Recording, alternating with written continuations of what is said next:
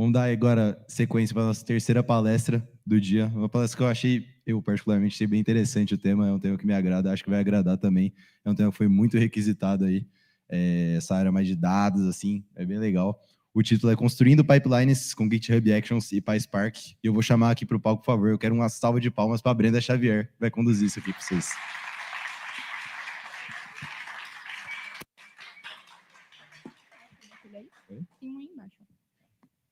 E aí, gente, beleza? Eu sou ligada no 220, então tem hora que eu vou estar aqui, tem hora que eu vou estar lá no meio, espero que isso não prejudique em vocês. Pessoal, me apresentando aqui um pouquinho antes da gente começar. Como o Pedro falou, eu sou a Brenda, trabalho como engenheira de dados no Itaú. Acredito que todo mundo conhece o Itaú, então eu não preciso dar apresentação sobre ele, mas sou engenheira de dados lá, inclusive para quem está começando na área de dados e nessas carreiras de tecnologia e tem interesse, a gente está com diversas vagas abertas no banco, seja para dados, seja para front-end, então fiquem à vontade para estar olhando tanto o LinkedIn quanto o GUP do banco, e se algo interessar ali dentro, a gente pode conversar um pouquinho mais e direcionar vocês, mas oportunidade não falta ali dentro. Não sei se vocês conhecem o GDG Santos. Quem conhece a sigla Google Developer Groups, levanta a mão para mim, por favor. Caraca, pouquíssimas pessoas. O GDG Santos é uma das comunidades que a gente tem da Google, que ela vai falar sobre tecnologias da própria Google e de parceiros. E lá a gente tem vários eventos recorrentes, seja de calendário ou eventos apartados que a gente faz com o Colab. E o GDG ele é mundial, então você pode se conectar e encontrar o GDG mais próximo de você. Eu represento o GDG Santos, também faço os eventos ligados a São Paulo. E aí, da forma que mais interessar, se alguém quiser saber um pouquinho mais, a gente vai ter evento dia 30 agora sobre o esquenta do TDC, que também é outro evento de tecnologia. A gama aqui de eventos e de conexões fica ainda maior quando a gente começa a falar sobre o que acontece ali dentro da comunidade. Sou mentora no Google for Startups, também ali ajudando toda a parte de startups, na parte de desenvolvimento e tecnologia com pessoas, e faço vários hackathons aí durante essa jornada de compartilhamento com a comunidade. Fiquem à vontade, caso queiram conectar para a gente conversar depois, seja sobre eventos, sobre tecnologia, sobre Brownie, que eu vendo e gosto de fazer também, à vontade aí para a gente estar conversando. Um é LinkedIn, outro é Instagram, mas tanto faz por onde vocês se conectarem, vai acabar dando nos dois. E ali é o Panqueca, o amorzinho da minha vida. Se alguém não gostar da palestra no final, pode entrar em contato com ele. Ele pré-aprovou todo o slide, todo o conteúdo. Então, pode estar à vontade ali para estar indo reclamar com ele. Hoje a gente vai falar um pouquinho sobre a parte de dados envolvendo uma esteira de ETL, o pipeline completo que a gente faz ali. E aí, só para eu entender um pouquinho do público, quem aqui estuda ou trabalha com dados, levanta a mão. Tá bom. Ok. Não é todo mundo, eu vi uma guria ali fazendo assim, ó, na pessoa, não sei se é para a pessoa levantar a mão ou não, mas vamos estar considerando também. Qual que é o problema que a gente tem hoje, falando do ambiente de dados, quando a gente fala em um pipeline que ele não é automatizado? A partir do momento que você não tem uma pipeline automatizada, você pode causar um retrabalho, um processo manual muito forte, a auditoria fica ruim porque você não está conseguindo monitorar e auditar o que está acontecendo no processo, então a gente vai aliar o que temos sobre o GitHub, que vai trazer toda essa visão de colocar os códigos e os repositórios para a gente conseguir acessar e auditar. GitHub Actions, que é o que vai ajudar a gente no processo de automação dessa esteira, e o Pipeline, que é o que vai fazer o processo do final até o começo. E aí vocês podem encontrar diversas outras causas ali de problemas voltadas a processos manuais, né? Cada pessoa vai querer fazer de um jeito para dar no resultado final, mas isso não significa que o bolo vai sair bacana, então na hora de um colocar para cozinhar, pode dar certo aquele bolo, pode não aumentar porque esqueceu o fermento. Então, a gente tem vários problemas ali no meio que é bacana de sanar quando se fala de automatização. E aqui é um núcleo base de arquitetura que a gente encontra quando está falando desses processos de ETL ou até num processamento de uma esteira, de um pipeline. E aí vocês vão entender o porquê que tem hora que eu falo esteira de dados ou pipeline de dados e por que tem hora que eu falo só ETL. A gente vai chegar nessa etapa. Aqui a gente começa com a camada de ingestão. Então, é você ingerir esse dado de algum lugar. Seja ele um CSV, um Excel, um PPT, um e-mail, que ali a gente entra para falar um pouquinho de dados estruturados ou não estruturados, mas a ingestão, ela precisa acontecer de algum lugar. Você vai ter que tirar esse dado de algum lugar para a gente começar a trabalhar com ele.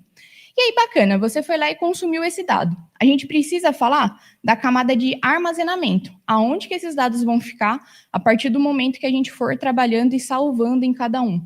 Quando a gente falar da camada de armazenamento um pouquinho mais para frente, após o processamento, a gente vai falar da camada medalhão. E aí vocês vão entender um pouquinho melhor como que funciona essas organizações. A camada de processamento, qual que é o nosso motor de processamento e o que a gente vai usar para fazer o processamento dessa tecnologia ali por trás. A parte de transformação, então, vai ter data quality ali no meio? O que a gente vai aplicar de data quality? Qual que é a transformação que vai acontecer? A gente vai pegar esse dado que ele está vindo como um CSV e vai deixar ele disponível como um CSV no final? Não, esse dado no final, a intenção é deixar ele numa tabela para ser consumido. Então, a gente também precisa falar dessa etapa no momento de arquitetura e pensar nessa transformação. E a camada de governança, que é o famoso, vamos deixar no final do projeto a gente fala sobre quem que vai ter acesso, como é que vai ficar esses dados, ciclo de vida, mas isso deveria ser conversado desde o comecinho. Governança, mais do que nunca, é um tema que precisa ser recorrente e estar aliado ali com seus dados, principalmente envolvendo segurança dessas informações. Isso daqui dá pano para manga para a gente falar absurdos sobre a questão de segurança envolvendo dados, mas vamos concentrar nesse daqui. Depois, se for o caso, a gente puxa uma outra pauta para falar sobre o que a gente pode encontrar nesse meio. E aí vocês podem estar se perguntando, pô, Brenda, mas o que de fato é uma pipeline? Você está falando pipeline para lá e para cá? Pipeline nada mais é esse desenho que vocês estão vendo ali, que é uma sequência de etapas que elas são feitas para a gente pegar o dado de um destino e colocar ele numa origem. E para conseguir fazer isso, a gente tem uma pipeline envolvendo todos esses caminhos. Então, pense aqui um pouquinho no processo de um café. Quando você pega o grão dele da loja, você foi lá e comprou o seu café. Está começando a sua etapa de extração. Você pegou aquele café de algum lugar. Aí você vai e você moe o café. O café está sendo moído, ele está na etapa de ser transformado. Depois, quando você coloca água quente, você tem o café em si. Então, você está na etapa de carregar e ter essa informação. O pipeline de dados, ele está envolvendo isso, né? Você pegou o café bruto e devolveu ele como um líquido para ser tomado, que a gente chama de produto ali no final para ser consumido. Aqui nesse desenho ficou pequeno, né? Mas aqui no desenho vocês conseguem ver basicamente uma esteira de um pipeline funcionando, como que seria e as etapas que a gente tem ali dentro. Se a imagem, depois se vocês quiserem acesso, a gente libera a apresentação e aí vocês conseguem ver um pouquinho melhor e visualizar esses contextos. E o ETL?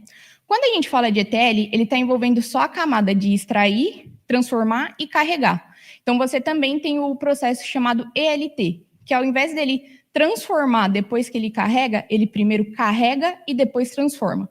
Que a imagem ela mostra isso, né? Você tem o data source, que é o que a gente chama de extrair, tem a parte de transformação, que é o transforme. Deixa eu ver aqui.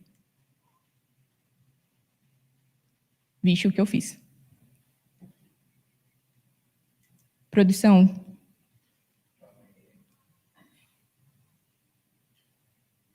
Era só para ir uma bolinha, gente, para vocês verem a camada de transformação. Tá, tudo bem. A camada de transformação que a gente tem ali no meio... Aqui, ó, que eu tô perto. A camada de transformação que a gente tem aqui no meio, o que vai acontecer com esse dado?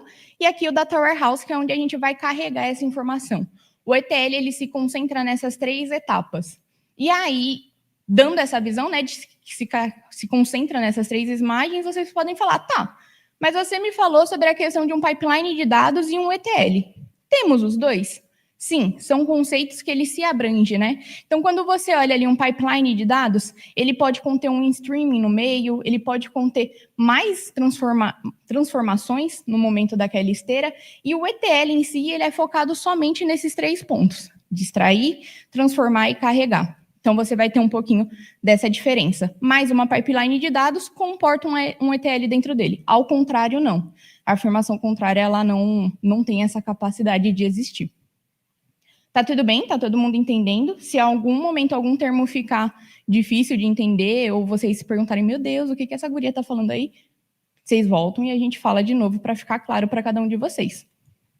Então, beleza. Quem aqui já utiliza o GitHub? Levanta a mão, por favor.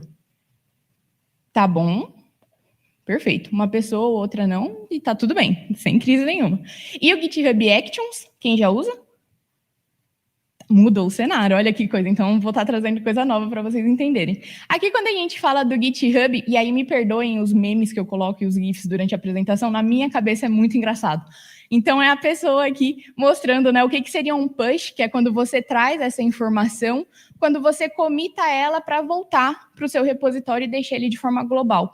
Quando a gente fala do GitHub, ele é um repositório de códigos, e aí você tem toda a parte ali, né, do versionamento e a colaboração entre pessoas.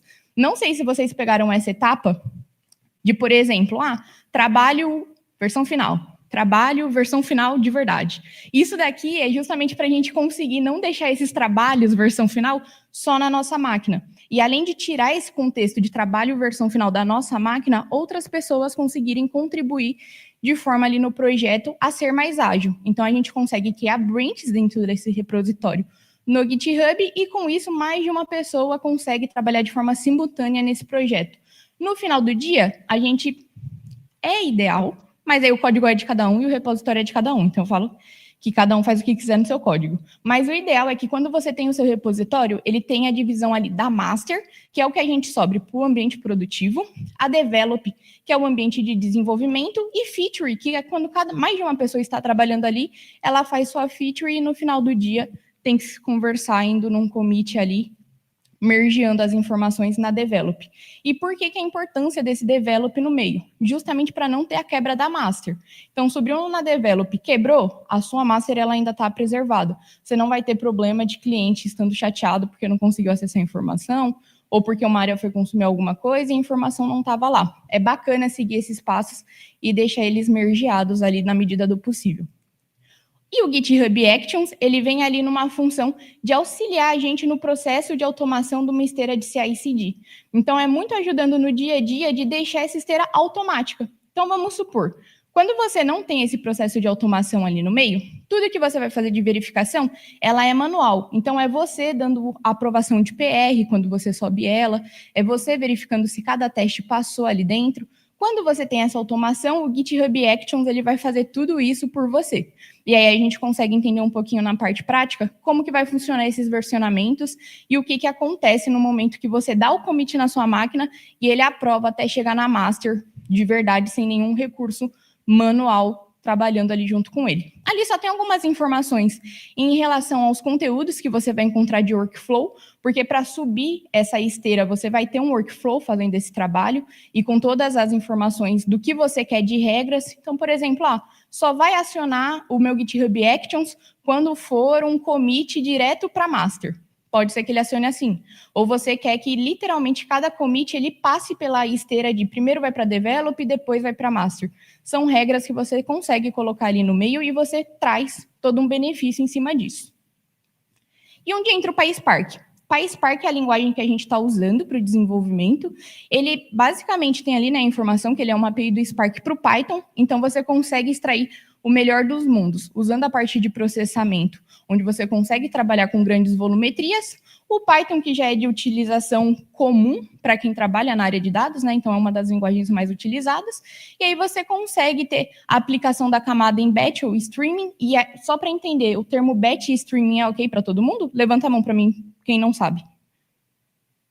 Tá bom, então vamos lá. Streaming é quando você faz o processamento de dados em real time. Chegou essa informação, você já quer que ela processe. Então, a gente vai ter um stream lá, escutando um diretório, para sempre que chegar aquela informação, ele já fazer o processamento e startar. Quando a gente está falando de batch, são arquivos que eles precisam chegar de forma acumuladas, ou como um todo, e aí sim acontece esse processamento. Geralmente, a gente chama de carregamento de arquivo em lote, que é quando são informações com uma volumetria bem considerável, e aí a gente faz esse tipo de acionamento. Ok? Tá beleza para todo mundo? Então, beleza. E ali, escrever os resultados na camada. Lembra que a gente falou lá no comecinho sobre a questão de armazenamento e as camadas, tanto da camada medalhão, que a gente vai falar? Elas vão chegar justamente nessa etapa aqui. O que seria uma camada medalhão e por que a gente costuma utilizar ela? Eu, em toda a minha trajetória de trabalho, tal qual o Pica-Pau, quando vai referenciar alguma coisa, só trabalhei com essa arquitetura em relação à organização dos dados. Então, aqui a gente tem a camada da RAW /bronze, né? Que é quando você pega aquele dado bruto e deixa ele salvo naquele local. E ali em cima vocês conseguem ter uma visualização disso de forma conceitual mesmo. Seria um database só com os dados brutos a partir do momento que você consumiu. Beleza, consumir essa informação, já tem uma foto dela salva, porque em qualquer coisa que você for fazer daqui para frente, se acontecer algum problema, se apagarem suas informações, você tem o dado totalmente bruto em algum lugar e você pode consultar ele dali. Ele seria a sua primeira verdade. Quando a gente fala da Silver, são dados que já passaram por algum tipo de tratamento. Então, aqui a gente já tem a aplicação de data quality, já tem algum tipo de padronização, ver se alguma informação é nula, se esse dado ele pode seguir para frente, porque são dados que quase sempre o time de negócios pode estar utilizando a partir daqui ou fazer geração de relatórios com essas informações. Então, são dados já trabalhados. E aí, no final, a gente fala aqui da nossa camada Golden, que são camadas ali, o Premium, que é 2 vezes o mais. Então, você trabalhou, reforçou alguma coisa e ela está usando para gerar relatórios. E aí você pode trabalhar comumente com essas 3 camadas. É normal vocês escutarem outros nomes para ela também, como dado bruto, dado limpo e dado pronto para utilização. Vai depender muito do mercado de trabalho. Só que quando vocês verem essas 3 separações, saiba que por trás do que a gente está falando é literalmente a camada medalhão. E aí ela pode ser conhecida por nomes diferentes. E aqui é uma mão quase na massa. Não sei se vocês são da época da Palmirinha, mas Palmirinha era uma pessoa assim maravilhosa que o bolo ela não deixava cozinhar lá na hora, né? Já estava pré-pronto. Então, tal qual Palmirinha, minha inspiração, trouxe aqui algumas coisas pré-prontas para mostrar para vocês. Dando tempo da gente mostrar essas informações pré-prontas, a gente vai executando algumas coisinhas ali, se a internet ajudar a gente. E aí a gente vai caminhando conforme forem as execuções. Mas eu fiz um projetinho aqui, pensando e trazendo um pouquinho para o nosso campo da realidade, para as coisas ficarem mais interessantes para a nossa parte de ensino, né, de aprendizado. Então, a gente fez ali um controle de férias em RH. Esse QR Code aqui, ele leva para o repositório do GitHub. Então, quem quiser acessar agora, fazer o clone para a máquina e executar, pode. Quem quiser fazer depois na sua casa, pode também. Se ficar alguma dúvida na hora da execução e tudo mais, se você for fazer na sua casa, aí você me avisa, a gente vai conversando e eu vou ajudando vocês aí até dar certo o que precisa ser feito. Enquanto vocês escaneiam, eu vou tomar uma água.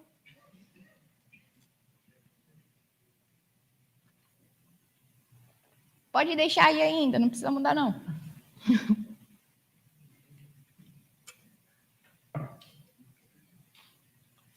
Pessoal, o que vai estar acontecendo aqui? Aqui a gente está falando de um controle de férias, e aí vamos pensar numa empresa que tem a parte de RH. A parte do RH, hoje, ela recebe tudo no Excel de diversas áreas com informações dos colaboradores que vão tirar férias. Então, pensa que está lá todo final de fechamento de mês, ela vai receber essa informação e ela faz tudo manual. Desde entender quem é que já tirou férias, quem não tirou, se está certa aquela informação, se precisa modificar algo. E aí, nós, do time de tecnologia voltado a dados, vai entrar para fazer a automatização desse trabalho. Então, o que a gente vai fazer? A partir de agora, a pipeline ela vai fazer o processamento dessas informações. Então, ela vai consumir esse Excel, a gente vai guardar ele na camada da RAW barra bronze, depois na Silver, ter a aplicação de testes e data quality e ter o relatório na camada final para quem é do RH que vai utilizar. Então, eu achei bem legal esse exemplinho aqui, porque fica próximo da realidade e é uma situação que você pode encontrar de forma fácil nas áreas aí que se encontram de uma empresa. Aqui é a estrutura do nosso projeto. Então, vou ficar mais pertinho daqui, que aí eu consigo mostrar para vocês. No GitHub já está explicada a estrutura do projeto, mas aqui fica mais fácil para a gente conversar. Basicamente, você vai ter lá a pasta raiz, que é o ETL Pipeline, o Data, que é onde a gente está guardando todas as informações que vão ser processadas. Então, dentro do Data, vocês vão estar vendo justamente a camada da RAW, a Bronze, a Silver e o nosso Quality Report, que é para onde vai o relatório feito no final, depois da execução desse pipeline. O CSR, que é onde estão os nossos scripts Python, e cada um deles ali está com o objetivo de fazer a transformação e a tratativa de cada camada. O GitHub Workflows aqui embaixo é extremamente necessário você ter essa parte do workflow, porque é justamente ele quem dá o gatilho e starta para ter toda a parte da execução ali e automação com o GitHub Actions. É isso, requirements é o que a gente precisa fazer das instalações, do que eu estou usando por trás, das bibliotecas, e o parte do README, que é o que vai subir e ter aquela informação no GitHub quando vocês abrirem o repositório. Essas aqui foram as referências que eu usei para construir esse material, e o que vocês acharem interessante também de se aprofundar depois, ver mais informação. Eu acho bem bacana que tem bastante informação ali voltada à questão de como você configura melhor um processamento no PySpark, na questão de abrir sessão. Aqui a gente começa a falar um pouquinho mais sobre escalabilidade de pipelines envolvendo dados. Então, são algumas coisas bacanas que vocês conseguem encontrar para utilização durante esse processo ali de criação. Agora sim, a gente vem para a minha tela, por favor.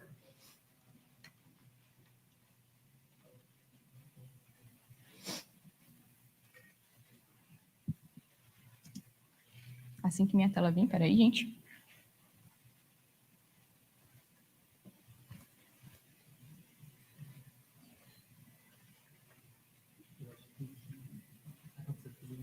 Uhum. Um momento, pessoal. Verdade. Como é que o StreamYard caiu aqui?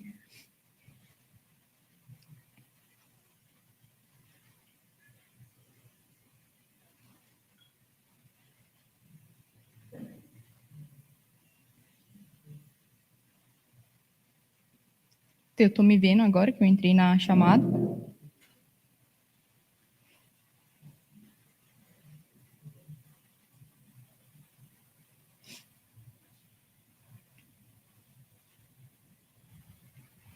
Será ser?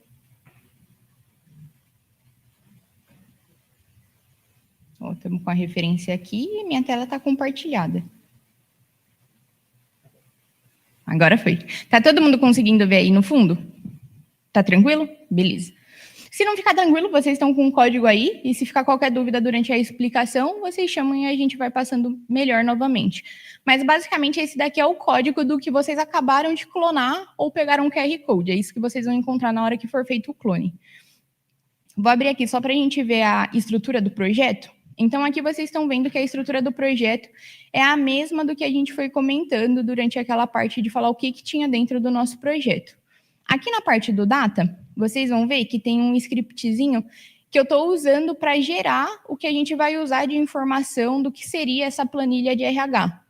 Ah, eu posso colocar outra planilha para ler aqui para fazer um teste? Pode. Você só precisa garantir que todos os nomes onde eles estão referenciados e as colunas que a gente vai estar usando para os processamentos futuros estejam nessa planilha de vocês também, para dar certo. Senão ele vai estar quebrando onde tem essas referenciações. Então, aqui as informações de data, onde a gente vai estar guardando. Então, veja que cada processamento que eu estou fazendo, inclusive tem o de hoje que eu executei, ele já veio aqui e quando você abre, ele vai ter a informaçãozinha aqui do meu parquet salvo. Inclusive, uma das coisas quando a gente fala de ter uma esteira ali de processamento e salvar em cada camada, é pensando na escalabilidade desse dado. E aí a gente tem formatos de arquivos que vão estar melhorando ali a performance do seu trabalho durante essas informações. Então, a gente pegou aqui o dado como um CSV bruto. A gente não vai salvar ele, quer dizer, vai depender da sua regra de negócio ali, a sua forma de trabalho, da sua necessidade, mas aqui do nosso caso eu não precisaria manter ele como um CSV, justamente para ajudar a gente em questão de performance, o dado ele foi salvo e convertido como um parquet, que é um formato de arquivo em relação aos dados que a gente usa para ter um melhor aproveitamento. Então, a gente já consegue ver aqui que os dados estão prontos na bronze. A mesma coisa para Gold aqui, que foi o relatório gerado no final, a partir do momento que ele executou. E nesse relatório você vai encontrar quais são as pessoas que vão tirar as próximas férias, tempo trabalhado, quais pessoas estão com algum tipo de falta. Então, é um relatório que o time de RH poderia consumir de forma tranquila ou mandar isso para uma reunião. Aqui na RAW, a gente tem a informação do Generate, que foi o que eu falei para vocês. Deixa eu só abrir aqui do ladinho. Não tem muito segredo, tá, gente? É só um RAW para ele gerar essas informações aqui, ó, de ID, nome do funcionário, departamento, quando que começa as férias, quando que termina, se ele teve alguma falta e qual que vai ser o status que esse funcionário vai receber ali no final. Aqui a gente está falando para ele fazer um data frame, né, para a gente conseguir trabalhar aqui embaixo. Dou o join de informação garantir que essa informação não exista na hora que eu for salvar ela. E aí tem a gravação aqui com o CSV, porque aqui a gente está falando do primeiro dado que a gente vai usar, então ele seria um CSV. Pedir para ele gravar em CSV. Brenda, se eu quiser, eu posso colocar ele para gerar um TXT? Pode, sem problema nenhum. Vocês podem testar à vontade aí o que vocês acharem melhor. E aqui é só um printzinho para falar que foi gerado com sucesso, para a gente não ter o problema dessa base ser gerada pela metade ou não vir as informações que a gente espera. No final disso, o que ele gera é esse input large aqui, que é o que a gente vai usar de informação para o nosso processamento da RAW para frente. Então, vocês vão ver que é um tanto de dados aleatórios mesmo e alguns sequenciais aqui para a gente conseguir dar volumetria no que a gente vai fazer. A Silver, que são os dados tratados, e tem aqui as duas pastinhas. Então, eu coloquei para ele salvar um diretório a cada execução que a gente for fazendo. Então, ele iria considerar a hora. Se vocês acharem melhor, estou mexendo aqui e para o meu trabalho eu não preciso ter o dia, eu preciso de tudo que foi executado no mês esteja salvo em um diretório só. Posso mudar? Pode também, não tem problema nenhum. Aqui vai ficar muito de acordo com a necessidade que vocês vão ter do seu time de negócios e a demanda que precisa ser executada. Tudo isso é que a gente chama, né, de autopersonalização ou customização. Vai ficar bem de acordo com o que você precisa em cima da sua demanda. Aqui é, de fato, onde estão os nossos scripts e que a gente vai usar para fazer o processamento de cada um deles. Aqui, nossa camada de teste, que também é um script. A Venv, que é a nossa camada virtual, que vocês podem ativar ou não para fazer a execução desse código. Eu falo que é bem interessante você sempre utilizar uma Venv, porque é onde você faz toda a instalação sem comprometer o que você já tem instalado no seu ambiente normal do notebook. Assim você não corre o risco de conflitar com o Python, talvez ele esteja usando uma versão de Python mais atual e você uma mais antiga, então a gente deixa tudo ali naquele momento, você terminou a execução, fechou a Venv, acabou. Seu ambiente continua sendo o mesmo, a gente não tem alteração aqui dentro. E aqui os últimos dois arquivos, que é o README e o requirements, para a gente conseguir rodar isso. Deixa eu fechar aqui. Fechar esse. Mostrar a RAW aqui para vocês. Tem um printzinho de inicializando o que a gente está falando de processamento. Na hora que eu mostrar aqui o terminal, vocês vão ver que cada script desse, ele tem o seu start, mostrando que começou a execução e se ela finalizou. Todos os scripts, eles estão com um try catch de que se der problema durante a execução, ele não vai para frente. Então, a gente não vai correr risco de, por exemplo, deu problema aqui, ele vai para um próximo, porque a gente tem uma main centralizadora e nessa main ela está fazendo a execução de cada chamada dos próximos scripts, justamente para a pessoa não precisar ficar indo script por script e executando cada um. Então, a main, ela está vindo aqui, fazendo o processo só para a chamada, né, dos scripts e ver o que chamou de informação, vai verificar se teve erro, que é justamente essa etapa que a gente falou, se não tiver erro, segue, se tiver erro, para. Etapa concluída e a chamada de cada um dos scripts que a gente vai usar aqui. Essa daqui é a parte da RAW, e aí, deixa eu só puxar o terminal aqui, para vocês conseguirem ver melhor. Tá tudo muito grande.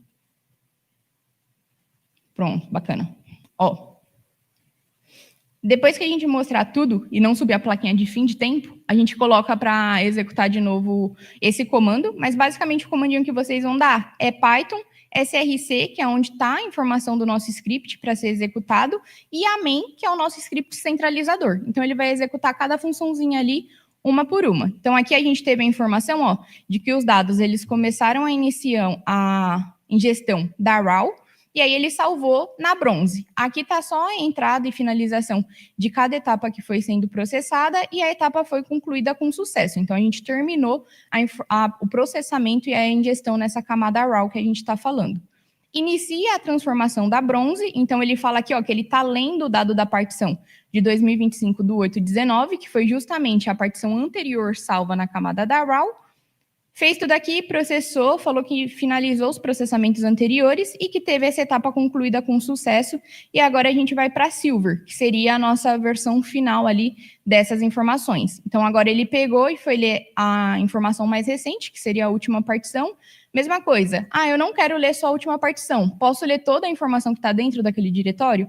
Pode. Você vai lá e muda para um for do que ele tem que fazer de leitura, assim ele referencia tudo que está lá dentro e não só o dado mais atualizado, o mais recente. etapa concluída, e aí com essa etapa concluída, eu peguei e tinha feito uma alteração aqui na camada raw, justamente para a gente dar aquele commit e acionar o que a gente está falando do GitHub Actions, que vai cuidar de toda essa nossa esteira. O GitHub Actions que a gente configurou está nessa etapa aqui. Espera aí. Aqui, ó. Deixa eu ver como que tá aqui. Deixa eu só fazer uma coisa aqui para ficar melhor. Fica muito ruim assim? Ou ainda tá dando para ver de boa? Tá bom? Beleza. Então, aqui a gente está falando o que para ele na nossa configuração? Esse é o nome do nosso workflow. Então, na hora que a gente der o commit, o que vai subir lá, vocês vão ver, é esse nominho, ETL Pipeline. Também pode mudar, não tem problema nenhum. Pode deixar do jeito que vocês acharem melhor. Aqui a gente está triggando a execução desse workflow. Então, eu estou falando para ele que a partir do momento que eu tiver um commit, que essa PR subir e ela for para mim, eu quero que instancie essa parte do Git Flow Actions, do GitHub Actions. O passo a passo da tarefa, então aqui você vai ter um nome do job que ele vai subir, o sistema operacional onde ele vai rodar essas informações, o GitHub Actions ele vai fazer exatamente como se fosse eu executando o código no meu computador. Então ele vai instalar as dependências, vai rodar o script e se algo for pego ali naquele processo, ele não deixa esse código subir para mim. Então ele não vai fazer de fato, né, o push da informação final, ele volta. Assim você também consegue garantir lá uma etapa a mais de segurança no seu processo de esteira de produção. Então, aqui ele está baixando o repositório no ambiente, da onde ele vai executar, está instalando a versão do Python. Então, no nosso projeto, a gente está usando o Python 3.10, e aqui ele também está fazendo essa mesma instalação de Python. Está instalando a dependência, então veja que ele dá o mesmo comando que você iria dar no seu terminal se você estivesse executando. Então, ele dá um pipe install aqui, o requirements, onde tem as informações, e aí a gente pede para ele executar o pipeline, começando pelo SCR main, que é a execução completa do nosso código. E depois que ele terminar essa execução, para ele executar os testes unitários. Porque além da primeira execução, que é vendo se seu código rodou, eu estou falando, esse código ele só vai para main se passar nos testes unitários também, que a gente sabe que é uma grande dor para quem desenvolve, né? A parte de testes é o pior momento. E aí, quando você faz isso, a visão que você vai ter é exatamente essa. Ó, veja que aqui no comecinho eu tive alguns erros justamente para mostrar que ele impede de ir para main de fato, então sua esteira de proteção ali, né, de produção, ela fica protegida. E aqui o que a gente fez hoje, que é a alteração na camada, deixa eu abrir aqui para vocês verem como ela fica. O nominho que a gente deu lá, ETL Pipeline, então se você clicar aqui, tem todas as etapas que ele executou do job. Então, ele tem aqui, ó, o setup do job, o checkout, a parte do step do Python. Aqui não dá para você abrir depois que ele já executou, porque ele passa um a um. Mas no final, quando a gente colocar para executar aqui rapidinho, dá para ver ele executando cada um e o que ele faz em cada etapa. Aí, vamos só colocar essa... Cadê? Vamos só colocar alguma mudança aqui no nosso projeto. Deixa eu ver. Com sucesso. Pronto. Aí a gente vai dar um commit só para vocês verem ele subindo lá.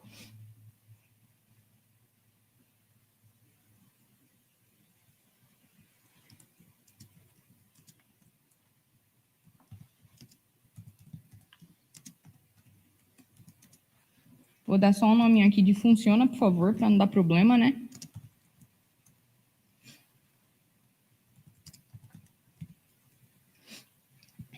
Estou mudando aí um pouco dos passos da nossa grande palmeirinha. Ele subiu aqui, deixa eu só ver se ele considerou, se eu salvei ele no final. Não salvei.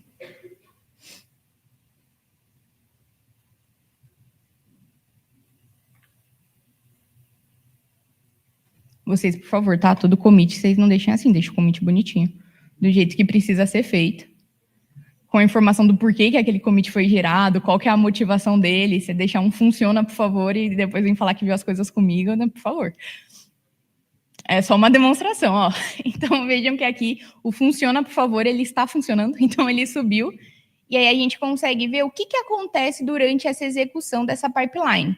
Veja que ele já fez o setup do job, fez a instalação do setup do Python que a gente vai usar, e agora ele está colocando as dependências aqui dentro, então seria aquele pipe install do requirements. E aí essas informações estão sendo instaladas. Enquanto ele executa aqui, vamos ver se ele vai demorar muito tempo, porque geralmente, essa parte do pipeline, ele vai demorar de acordo com o que você colocar de configuração. Aqui ele estava demorando cerca de uns 15 minutinhos para fazer a execução total do que a gente tinha. E aí, enquanto ele executa aqui, vamos só dar uma execução da main aqui para vocês verem funcionando e na hora que vocês forem executar na casa de vocês, funcionar também. Então, ó, veja que o comando que o próprio o GitHub Actions vai dar é o que a gente vai dar aqui, ó.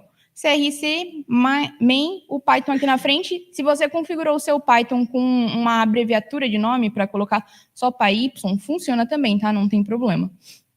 A gente coloca aqui e ele começa aqui falando da ingestão da RAW e aí vai passando parte a parte. Que o processo é um pouquinho mais rápido de acontecer, porque é só a parte do código e são poucas modificações que a gente está fazendo ali dentro. Enquanto ele executa aqui, vamos ver se lá já está indo. Ainda está na instalação de dependência. Ó, a ingestão da RAW finalizou, concluiu a etapa, a gente começa a dar bronze. E aí você pode me perguntar, tá, mas e se eu não tiver dado lá na bronze na hora que ele for executar? Aqui também está vinculado para ele, beleza, para ele executar só se a gente tiver já a informação salva lá no nosso diretório da bronze, da silver, conforme for passando. Na hora que terminar a execução toda, a gente pega o código só para dar uma olhadinha na lógica que eu coloquei ali dentro. E aí, se vocês tiverem alguma dúvida em cima disso, a gente conversa um pouquinho mais. Veja, a transformação do silver finalizada, pipeline finalizado com sucesso. O que a gente vai ter desse pipeline finalizado com sucesso? É justamente aquela visão do quality. Vamos entrar aqui nele. Ó, vejam que as pastinhas ficou azulzinhas porque entrou dado novo nela. Então, ele atualizou essa informação do que a gente fez para processar agora. Na bronze, a mesma coisa. Essa informaçãozinha aqui. E aí, a gente tem a gold aqui no final. Deixa eu abrir ela. Talvez a visualização não seja da melhor, porque está tudo no zoom. Mas é só um relatóriozinho ali com a informação de cada colaborador. Ainda dá para ver? Dá.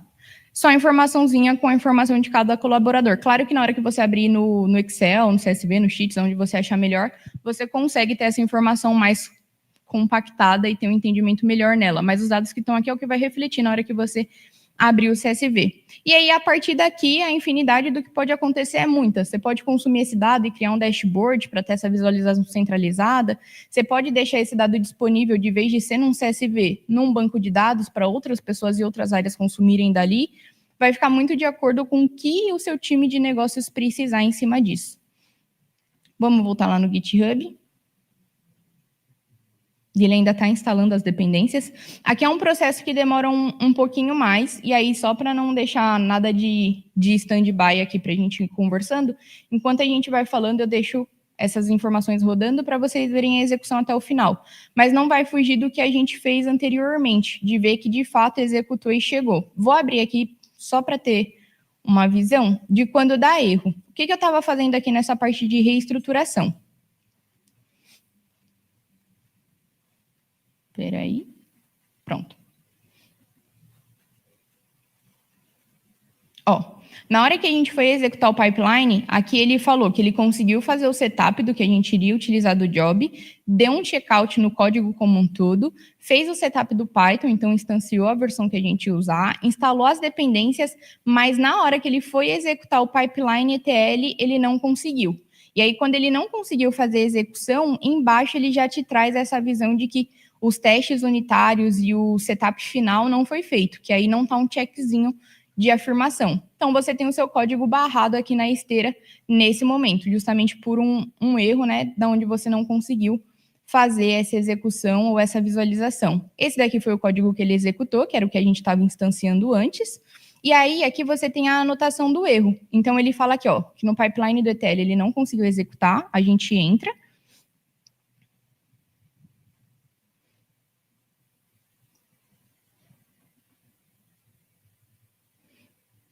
Deixa eu tentar dar um run aqui para ver se ele recupera.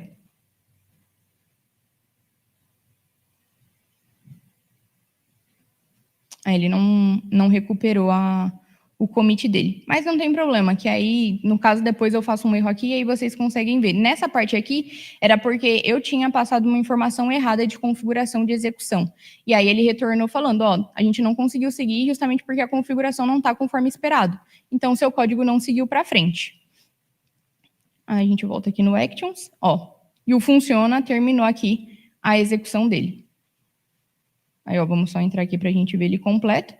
Tá vendo que aqui, ó, ele mostra que o push foi feito e que ele mandou essa informação para main. Se a gente não tivesse o sucesso dessa action que foi acionada, o código ele não iria para main. Vamos entrar aqui no pipeline. E aqui a gente tem a informação completa, tudo com um checkzinho do que foi executado e finalizado. E aí, se a gente vem na nossa main mesmo do código, do repositório, você vê que o último commit que veio para ela foi o funciona, por favor. Então, você tem toda a parte de automação só com o commit feito. Você não precisou ficar dando aprovação de PR por PR, não correu o risco de quebrar o seu código principal da sua main, e aqui a finalização como um todo do que a gente tem e como que pode ser feito. A gente ainda está com tempo, então eu vou puxar aqui a parte da RAW só para a gente falar da lógica que foi utilizada em cada script. Só fechar aqui, que a gente já falou da main. Ó, então aqui a gente está usando o PySpark. Veja que no começo... Ainda dá para ver? Deixa eu só aumentar um pouquinho.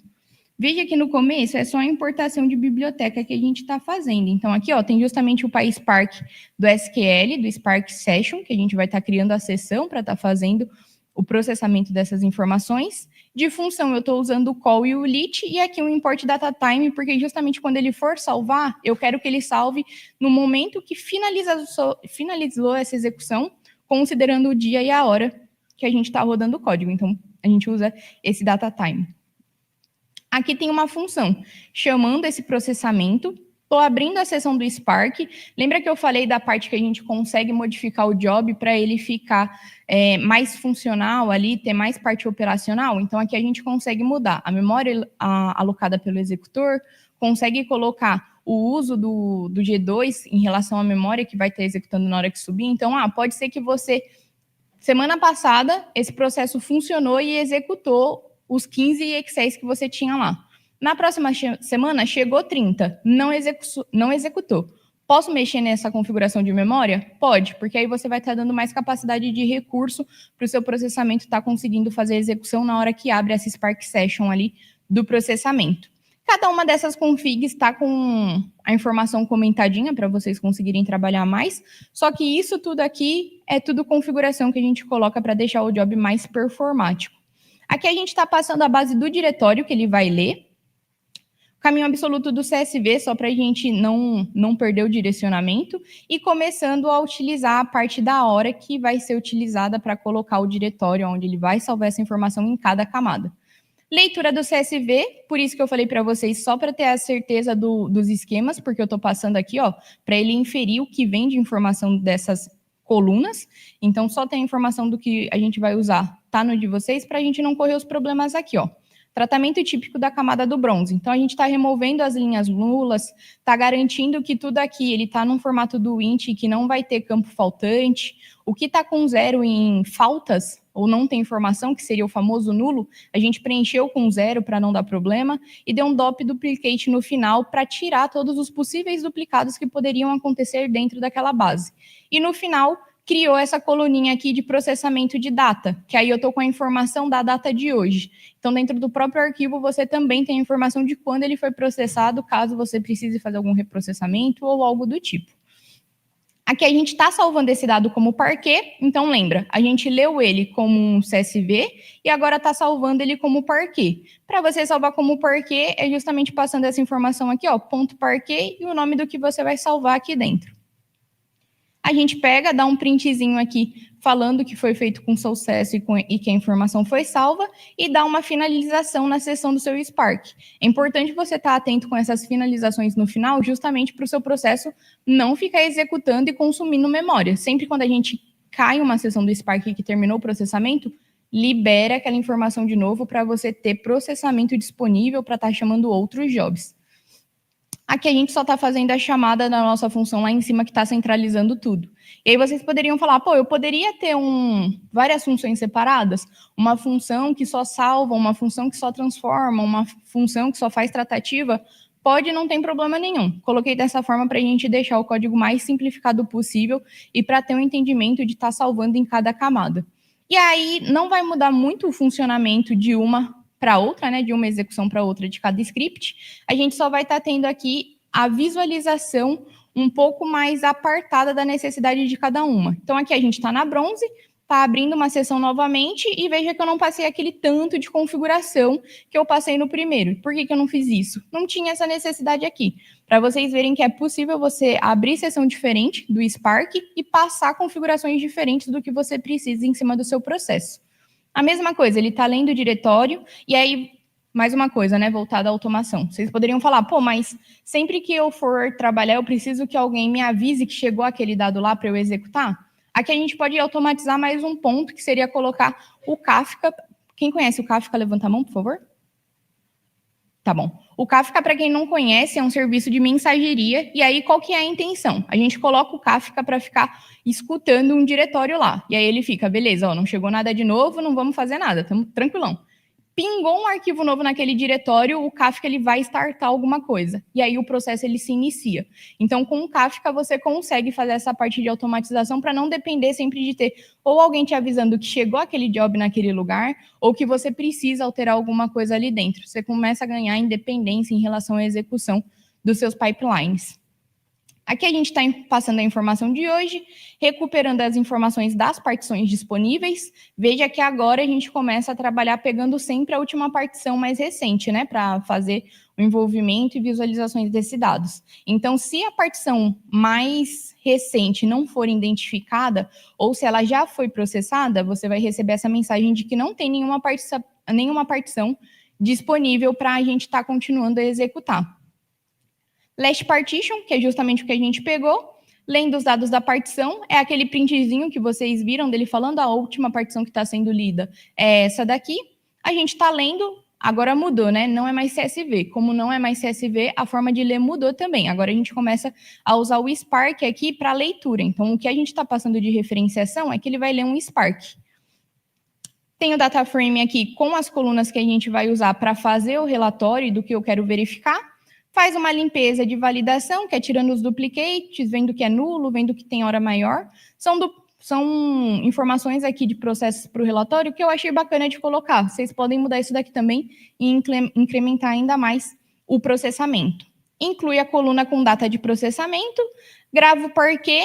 A partir daqui, a gente poderia trabalhar também com outra formatação não, né? Tipagem de arquivo, que seria usar o Delta. Então, o Delta ali, ele também consegue te trazer alguns outros benefícios. Formatos de arquivo, a gente tem diversos, e ele também vai depender muito da sua necessidade. Mas o Delta, ele poderia já ser considerado aqui nessa camada final.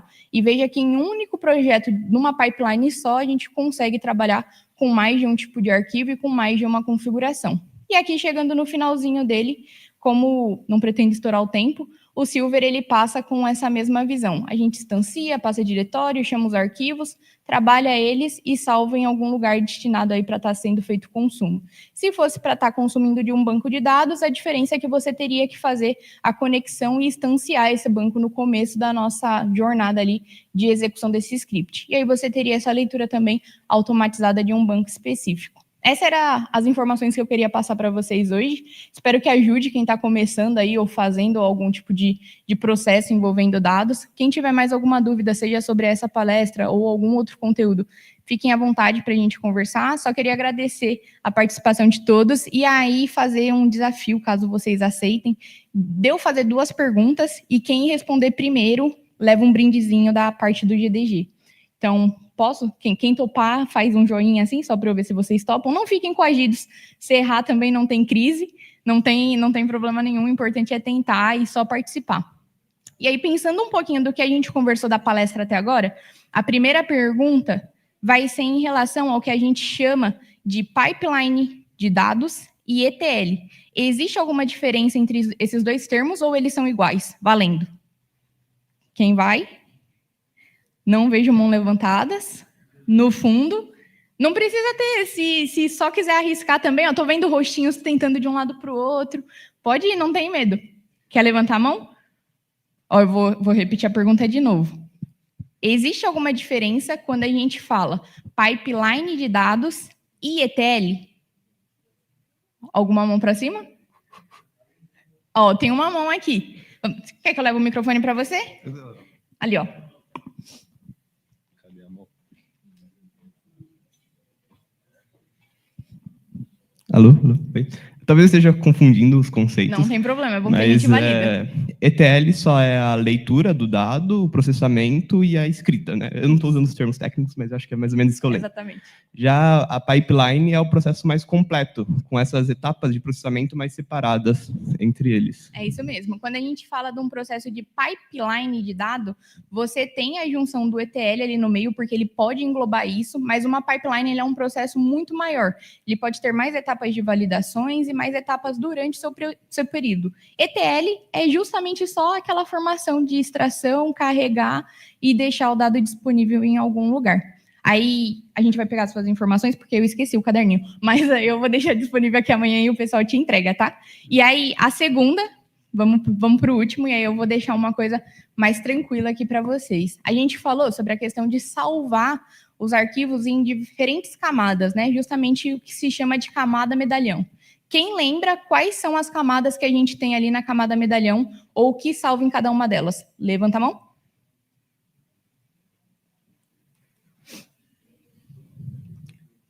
Aqui? Pode ir lá, por favor.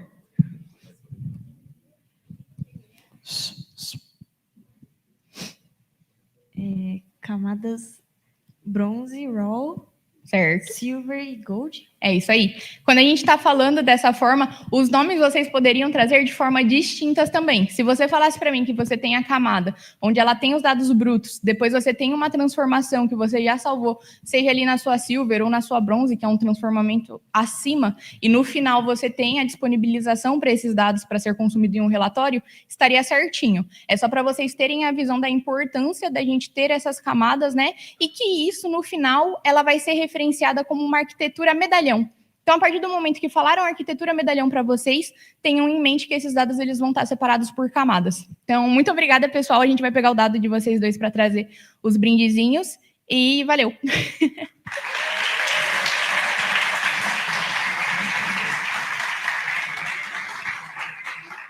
Aí agora, esqueci, né? Eu sempre saio sem deixar o pessoal perguntar. Alguém tem alguma pergunta sem ser essas? Caso tenha alguma pergunta, fique à vontade também para fazer. Agora é falha agora ou cálice para sempre aí as perguntas, mano. Aí temos uma.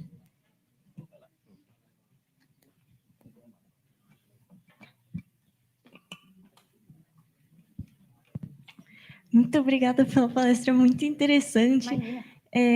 Queria trazer um fun fact engraçado. Eu trabalho com automação de dados para RH. E pegaram vocês aí, ó, viu? Era um outlier na nossa base. E o pessoal do meu trabalho está assistindo também, meus colegas, os techs do RH. Gente. E a gente já estava falando que, nossa, vamos usar isso daqui. Então, e é muito engraçado, porque quando a gente vai falar de automação, às vezes acha que é um processo que, nossa, envolve trocentas pessoas fazendo aquilo.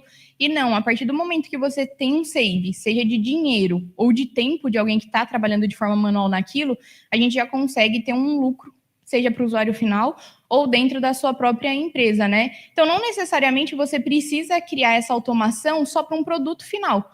Hoje, se você for conversar em diversas empresas, até as maiores que existem, que a gente chama de Big Tech, tem algum processo manual acontecendo. Não sei o que acontece com o pessoal, que eles adoram usar o Excel.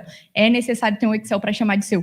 Então, você sempre vai conseguir fazer a automação de alguma coisa que agregue ele ao cliente. E aí, no processo de vocês, caso precise de alguma coisa, fique à vontade para chamar, mas é a intenção de trazer exemplo para vocês, agregado ao que a gente vê no dia a dia, que é um cenário de trabalho que você pode esbarrar amanhã ou depois. Uhum. É verdade, esse negócio do Excel é muito real, na verdade. Aí eu queria perguntar, não sei se você faz na prática alguma coisa desse tipo, mas quando tem coleta de dados de pessoas que não são tech, coleta de dados manuais, a gente geralmente faz formulário, né? Tem alguns tipos de ferramenta, mas você recomenda algumas ferramentas para quem está começando, fazendo seus projetos? Ah, quero coletar dados manuais. Tem alguma ferramenta que você recomenda que é fácil de conectar entre outras plataformas para quem quiser Quando a testar gente projetos? fala dessa coleta de dado manual, é literalmente aquela leitura que a gente estava do README. Você consegue ler ela de diversas formas. Aqui eu estou usando o Spark por conta da gente conseguir processar dados com uma larga escala, mas você poderia usar o Pandas também, que também é um data frame, só que voltado só para o Python, e a gente consegue fazer a leitura. Agora, se o que você quer é base de informação para conseguir trabalhar em cima, tem um site chamado Kaggle, e lá vocês têm vários desafios voltados à parte de dados. E aí você consegue só baixar a base que ele já deixa lá disponível e fazer o consumo dessas informações. E aí os dados lá são disponíveis sem problema nenhum de você estar utilizando. E é gratuito, grande parte é gratuito os datasets que tem disponíveis. Perfeito, muito Fechou? obrigada. Imagina. Fechamos? Qualquer coisa que vocês tenham dúvida, ficou com vergonha aqui, pode estar chamando, a gente conversa pelas redes sociais. Mais uma vez, muito obrigada pela participação de todo mundo.